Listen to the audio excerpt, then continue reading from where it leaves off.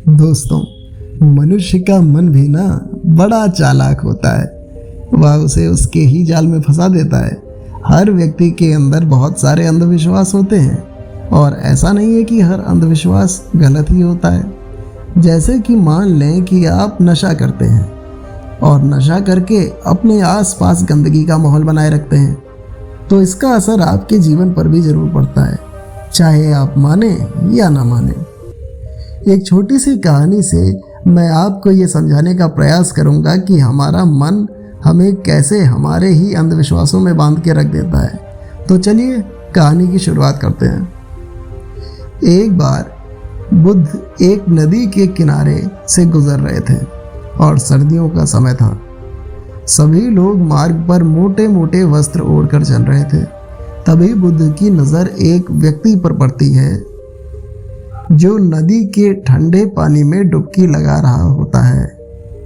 बुद्ध उस व्यक्ति को देखकर थोड़ा आश्चर्यचकित होते हैं, क्योंकि वो व्यक्ति कांप भी रहा था और नहा भी रहा था।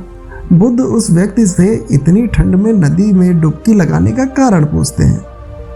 फिर वह व्यक्ति बुद्ध को बताता है कि वह सुबह सुबह नदी में नहा धोकर पूजा के लिए जा रहा था, तभी उसका पैर एक मेढक पर पड़ गया और उसके कारण वो अपवित्र हो गया, और अपवित्र होने के कारण वह नदी में डुबकी लगा रहा है। जी हाँ, बुद्ध उस व्यक्ति की बात सुनकर मुस्कुराते रहे और उससे पूछे, क्या तुम मुझे बता सकते हो कि मेढक कहाँ रहता है? वह व्यक्ति कहता है, पानी में। फिर बुद्ध कहते हैं, आखिर तुम कहाँ रहते हो? वो कहता है, मैं तो इस धरती पर रहता हूँ। वह व्यक्ति कहता है, पानी में तो मेढक रहता है, लेकिन मैं इस धरती पर ही रहता हूँ। हाँ हाँ। वह सोचने के बाद ये कंफर्म करता है, तो वह मेढक तो हमेशा से ही इस पानी में ही रहता है। मेढक तो पहले से ही पवित्र होगा ना, उसके छूने से तुम अपवित्र कैसे हो गए? गौतम बुद्धा ने कहा। उस व्यक्ति को बुद्ध की बात जचती है और वह पानी के बाहर आ जाता है। बुद्ध उस कांपते हुए व्यक्ति को वस्त्र उठाते हैं और उससे कहते हैं, अंधविश्वास किसी बात का मत करो जब तक कि वह तुम्हारे खुद का अनुभव न बन जाए। फिर बुद्ध कहते हैं कि मनुष्य अपने मन के कारण ही दुख पाता है, और जो चीज़ें अपवित्र हैं उन्हें तो वह अपवित्र नहीं मानता, लेकिन जो चीज़ें पवित्र हैं उन्हें वो अपवित्र मानता है।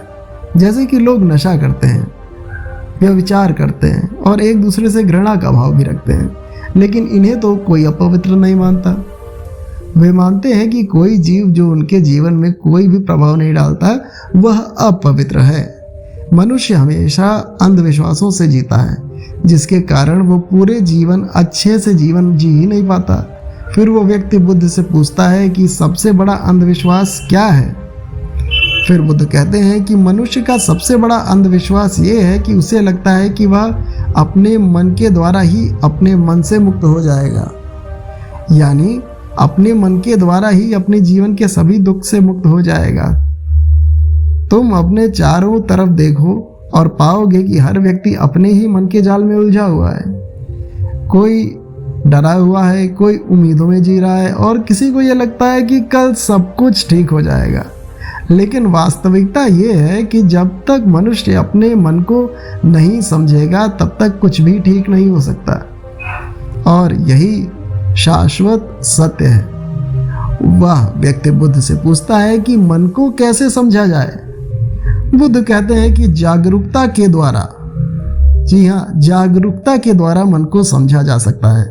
पूरे दिन में जब भी याद आए, जागरूक होकर देखो कि तुम्हारा मन तुमसे क्या करवा रहा है। तुम्हारा मन बार बार तुम्हें भुलाने का प्रयास करेगा, लेकिन तुम्हें बार बार प्रयास करते रहना होगा। तुम्हें दिन में ये बार बार देखना होगा कि तुम उसी रास्ते पर जा रहे हो जो तुम्हें वहाँ पहुँचाएगा जहाँ तुम जाना चाहते हो, क्योंकि यही सूत्र है अपने मन को दिल से लगाकर अंदर तक पूर्णतः समझने का। दोस्तों, आपको ये कहानी कैसी लगी? हम आपके लिए और भी गौतम बुद्धा की कई कहानियाँ लाते रहेंगे, जिससे आप जीवन के छोटी छोटी दिक्कतों को सॉल्व कर सकें और एक सक्सेसफुल इंसान बन के आगे बढ़ें।